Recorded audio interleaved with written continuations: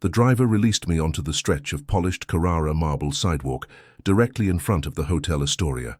The facade was a shimmering palace of glass and steel, and the lobby lights blazed with the cold, hard brilliance of 1,000 diamonds. The Caney annual charity gala was the event of the season, and the ticket price alone was more than most people would earn in a year. I used my name, Elias Thorne, to get past the doorman, who lifted an eyebrow first at the guest list, then at me. My attire was not a tuxedo. I was wearing a pair of ragged jeans that had seen far too many days, and a faded, threadbare grey hoodie. One of the sleeves was unraveling at the cuff, a minor defiant scar. I was not dressed to impress. I was dressed for my own utterly personal war. The low hum of conversation in the ballroom did not just stop. It died the instant I pushed through the colossal mahogany doors. The ensuing silence was not one of awe, but of stunned, visceral shock and profound distaste. The room was a suffocating tableau of silks, crushed velvet, blinking jewels, and practiced plastic smiles. A woman, draped in an emerald green gown that looked like it cost a luxury sedan, covered her mouth with a gloved hand and leaned in to whisper to her husband. Her jewelry rattled like a gentle judgment. "Who is that?" I heard a man demand, his voice dripping with condescension. "A street performer. Did someone wander out of the service entrance?" I kept my face deliberately neutral, an impenetrable mask of quiet resolve, walking directly through the very center of the floor. Then the laughter began, not a joyful sound, but small choked coughs of amusement that quickly escalated into a collective, arrogant chorus. They were laughing at my audacity. They were laughing at my presumption to enter their pristine world in such inferior, defiant clothing. My objective was not the sneering crowd. It was the heart of the ballroom where, set upon a magnificent Persian rug, stood a majestic Steinway grand piano. It glowed under the focused spotlights, an imposing black promise of unadulterated music. I ignored the sharp, invasive stares, the cell phone cameras rising to film me like a bizarre social anomaly, and the security team that began to move with measured, predatory steps in my direction. I sat down on the leather bench, the cold, smooth wood of the piano brushing against my torn knees. I felt the palpable, suffocating weight of the silence. Everyone was waiting for me to be summarily removed. No one dared move closer. They were afraid of being contaminated by my self-imposed poverty. I took a single, deep, steadying breath, felt the dust motes of the room settle in my lungs, and let my calloused fingertips rest on the keys. Then I closed my eyes, retreating into the fortress of my mind. The first note was not a chord, but a single, pure, resonating middle C. It was a sound that didn't ask for attention. It demanded it. Then the music began to pour out. It was no recognizable classical piece, no familiar Chopin or Rachmaninoff that they could instantly label and safely confine in a box. This was raw, untamed, and entirely mine. The melodies were like rushing, cold water, complex, effortlessly flowing, and utterly unexpected. It began with a soft, aching melancholy, the sound of a truly solitary heart walking down a rain-slicked street. The room was still silent, but it was a different silence now. No longer one of dismissive contempt, but one of compelled, almost fearful curiosity. I channeled everything into those keys. The sheer, burning frustration of years spent being summarily ignored by this very same elite. The deep, private pain of having the door slammed in my face because I didn't hail from the right family or secure the right investor. The music swelled, rising. Arpeggios erupted into stormy, desperate waterfalls, the melody growing furious, demanding to be heard, before settling back into a delicate, fragile hope. It was jazz without being formal jazz, classical without being strictly academic. I was sweating, utterly, blissfully lost in the performance, the world outside the keys ceasing to exist. My hands, which these people had casually dismissed as the hands of a beggar, were now flying over the keyboard, transforming the air into pure, undeniable emotion. When I briefly opened my eyes, I saw that the crowd was no longer laughing. They were mesmerized, held hostage by the sound. The man who had asked if I was a street performer stood with his mouth slightly ajar, his carefully curated facade completely broken. The woman in the emerald gown had tears welling in her eyes, her expensive mascara threatening to smudge, a sign of genuine, unscripted emotion. The security guards had frozen mid-stride, utterly powerless to break the spell. The piece hit its final, searing climax, an explosive burst of complex harmony, a declaration of indomitable, visceral triumph. The final note, A long, mournful sustain resonated and slowly died out in the vast, echoing hall. I lifted my hands from the keys. The silence returned, but this time it was heavy with something I had never felt before in a room like this, an unquestioning, absolute respect. I rose from the bench, still clad in my ragged clothes. Suddenly they no longer felt ridiculous. They felt like a uniform, a badge of uncompromising honor. I looked out at the audience, my eyes locking with those of the gala's host, Mr. Kane, a stout magnate in a stiff red bow tie. He was the first to move. He did not applaud. He began to walk directly toward me. The crowd parted silently, instinctively making way. He stopped directly in front of me, his shadow falling across my worn sneakers. Instead of reprimanding me or ordering me out, he spoke in a voice that was surprisingly hoarse, a man deeply shaken. "That is the most honest piece of music I have ever heard in my life. Who are you, truly?" I smiled, a cold, utterly truthful, victorious smile. "I am Elias Thorne," I said, my voice resonating with a quiet authority. "The composer you refused a sponsorship last week because your image doesn't fit the brand." Mr. Kane's face went white, the blood draining from his features as the realization hit him. "And," I continued, glancing around at the stunned, silent crowd, "this was my audition. As it turns out, music doesn't need a tuxedo to get into the room." I turned on my heel and began to walk toward the main doors.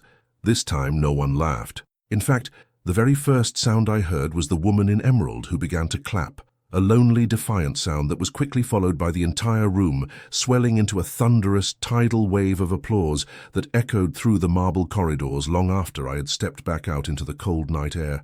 I had walked into their lives as a cruel joke. I left them as the undeniable truth they could no longer afford to ignore. Elias Thorne had barely made it around the corner, blending back into the city's indifferent pulse, before the world exploded. The video, shot by dozens of mortified gala attendees, was already rocketing toward viral fame. Someone had uploaded it to YouTube with the instantly iconic title, "Steinway Storm, Ragamuffin Humiliates Caney Elite at Gala." Within a few frantic hours, the video had clocked millions of views. The performance wasn't merely music, it was a cultural moment, a public artistic shaming of the old guard that resonated with an entire generation. The comments section was a torrent of support and fury. Overnight, Elias Thorne was no longer a struggling, unknown composer. He was the tattered composer, the defiant new face of authenticity in the arts. His ripped jeans and faded hoodie instantly became a potent, visceral symbol of rebellion against the crushing weight of pretension. It was 2 a.m. when Elias's cheap burner phone rang. The number was blocked. "Elias!" The voice on the other end was clipped and strained, the sound of a man panicking under immense public pressure. "It's Robert Kane." Elias, who was sitting in a dimly lit coffee shop, calmly watching his video appear on every major news feed, allowed himself a small, cold smile. "Mr. Kane, judging by the hour, I assume you're not calling to apologize for cutting my proposal into shreds." "Look, I made a profound mistake," Caney rushed to say, his professional composure utterly shattered. "I wasn't judging you. I was judging the market. But now, the market has shifted. Your performance was a seismic event. I want to make you an offer. The deal I refused is now 10 times the initial amount.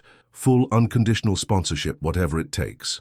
Elias sat back, placed his coffee cup down with a deliberate clink, and let the silence stretch, thick with the unspent energy of his revenge. He had waited for this moment, this delicious total reversal of power, for years. "10 times is not enough, Mr. Kane," Elias replied, his voice calm, yet charged with a new, unshakable authority. "You see, the price of integrity is not measured in multiples." Caney swallowed hard on the other end. 20 times, then. "What do you want? An album, a world tour? Name your price, Elias." "It's not about the money," Elias stated, his gaze fixed on the screen showing his triumphant, defiant face. "It's about leverage and change. My price is this. I will accept your sponsorship, but it will be a poisoned chalice for you." "A poisoned chalice?" "Yes. The first and only clause of our contract will state that in exchange for the funding for my first major tour and album, the Caney name will be permanently associated with a new scholarship for marginalized young musicians. A scholarship that will never ask questions about their appearance, Caney, only about their music. You will fund it, and I will lend it my name," Elias continued, twisting the knife with surgical precision. "And the second part of my price, my album launch tour, will be titled The Tattered Composer, The Authenticity Tour. And Mr. Kane, I will perform at every single show wearing exactly what I wore last night. There was a long, heavy pause on the phone line. Caney recognized the move.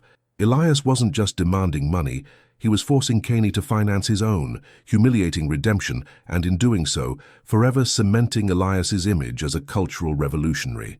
Deal, Caney finally conceded, the sound of defeat in his voice laced with a strange, grudging professional respect.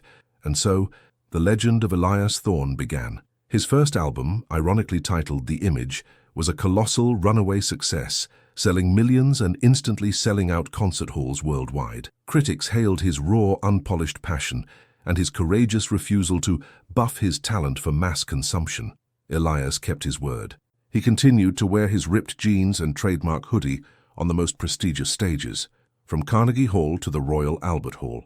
His clothes became his battle dress, a constant visual reminder that a person's worth is never, ever determined by the price tag of their suit. His triumph was not just personal, it was a shot heard around the entire art world, proving that authenticity, when backed by irrefutable, transcendent talent, can tear through the veil of pretension and change everything. The air in New York City was cold and sharp, but inside the hallowed Stern Auditorium, Perelman stage at Carnegie Hall, the atmosphere was thick with electricity. The debut concert of Elias Thorne's The Tattered Composer Tour was sold out, with tickets trading on the black market for astronomical, obscene sums. The audience was dramatically different from the one at the Gala. Yes, Manhattan's elite were there, dressed in their finest regalia, but mixed into the sea of tuxedos and silk gowns were music students in rumpled T-shirts, independent artists with defiant piercings, and, most importantly, several of the very first beneficiaries of the new Caney Thorne Scholarship seated in the front rows. Elias had personally ensured his debut was not just for those who had money. The house lights dimmed. The silence that fell was deep, almost reverent, charged with anticipation. Elias walked onto the stage alone. He wore no patent leather shoes. He wore scuffed, worn work boots. He wore no silk bow tie. He was clad in his signature faded grey hoodie and the ripped jeans that had become his defiant trademark. On the stage of Carnegie Hall, the very temple of classical music, Elias Thorne looked like a beautiful, defiant glitch in the system. But his entrance was not met with stifled giggles or even polite applause. The crowd exploded. Shouts of "Elias" and "Tattered" filled the room, and the thunderous standing ovation began before he had even touched a single note. So intense, the very acoustics of the hall seemed to tremble. The delicious irony was lost on no one. They had laughed at his clothes at a private gala, but now they paid hundreds of dollars to wildly cheer him in them. He smiled, his expression a profound mix of deep gratitude and total, quiet satisfaction. He sat down at the grand piano and waved for the silence to return. The first piece he played was the exact same one he had performed at the Caney Gala, the piece that had changed everything. As he played, Elias was a force of nature. The music was even richer, more powerful, and more complex than it had been in the Marble Hall. The emotional highs and lows of the piece took the audience on a visceral, communal journey, his chords filling every corner of Carnegie Hall's legendary acoustics. Midway through the piece, Elias glanced toward the presidential box and saw Robert Caney. The magnate, now his reluctant partner, looked small and deeply contemplative. Caney was there not as a host, but as a humbled, transformed sponsor. Next to Caney, Elias had ensured seating for the board members of the Caney Thorne Scholarship. During the brief intermission, Elias stood and walked to the microphone. He didn't speak about the album or the success of the tour. "A few months ago," he began, his calm voice resonating across the hall, "I was playing this music to an audience who thought my worth was defined by my clothing. They laughed." He paused, looking down at his jeans. "Tonight, I'm here, and these clothes remind me of something." He looked directly into the main television camera at the back of the room. "This tour and my success are not for me. This is proof for the next kid who's struggling, who might not have the right jacket or the right parents. Remember this, art does not care about your credit card. It only cares about your truth." The roar of the audience following that small declaration was deafening. The subsequent success of the tour cemented Elias's status not just as a musician, but as a genuine cultural icon. His name became synonymous with authenticity and unadulterated merit. And what about the scholarship? Elias ensured that his very first major interview was held at the community center that funded the scholarship, not in any flashy television studio. The Caney Thorne Scholarship, which the press fondly nicknamed the Ragged Fund, began to produce the next generation of raw, fearless talent. The first major recipient was a girl named Maya, who played the cello in the Chicago subway to pay her rent. When she was awarded the grant, a reporter asked her what she would wear for her debut performance. Maya smiled and quoted Elias Thorne, her voice carrying the message across the news. "Art does not care about your credit card." Elias Thorne had walked into a ballroom in ripped clothing and transformed one event. Now he was walking into the future of music and changing it forever. The laughter was gone, replaced by the unmistakable sound of merit finally winning. The relationship between Elias Thorne and Robert Caney never became a friendship. It evolved into something far more complex, a strategic, historically enforced partnership. Caney, a man who built his empire on controlling narratives, realized he couldn't beat Elias. He chose the only intelligent corporate move. He embraced the public defeat and transformed it into a new corporate legend. The new motto for the Caney Corporation's artistic ventures became, "At Caney we learned that true talent never waits for an invitation." Caney himself began appearing in interviews, telling the story of the Gala, always presenting himself as the necessary villain who inadvertently unleashed a genius. Elias, conversely, kept Caney at a deliberate, icy distance. The sponsorship was a tactical tool, not a personal endorsement. In every meeting, Caney wore his costly suits. Elias, without fail, wore his jeans and hoodie. It was a silent, powerful visual statement. Elias ensured Caney never forgot who dictated the moral terms of the relationship. A year and a half after the Gala, while Elias was on the international leg of his tour, he received a plain, unmarked envelope sent to his private mailbox. Inside was a single, folded sheet of paper, handwritten by Robert Caney. It was not a contract or a business proposal. It was a succinct, trembling note that betrayed the magnate's carefully guarded inner life. "Elias, I went to the Kennedy Center today. I saw Maya Santos play. It brought me to tears, something that hasn't happened in 20 years. I don't know if this makes me a better person, but I know the music is richer because of what you did. I've continued funding the scholarship at my original level, even though the contract only required 3 years. It's my own. It doesn't need to be public. We will never be friends, but what you forced me to see is priceless. Keep playing the truth." R. Caney Elias read the letter, folded it carefully, and slipped it into the worn pocket of his hoodie. It was the closest Caney would ever come to a sincere apology. Elias realized that his greatest act of rebellion had also been his greatest act of profound reform. He hadn't destroyed the system. He had successfully forced it to finance its own evolution. The magnate provided the means and the logistics. Elias provided the art and the soul, ensuring that money and influence served a purpose far beyond profit.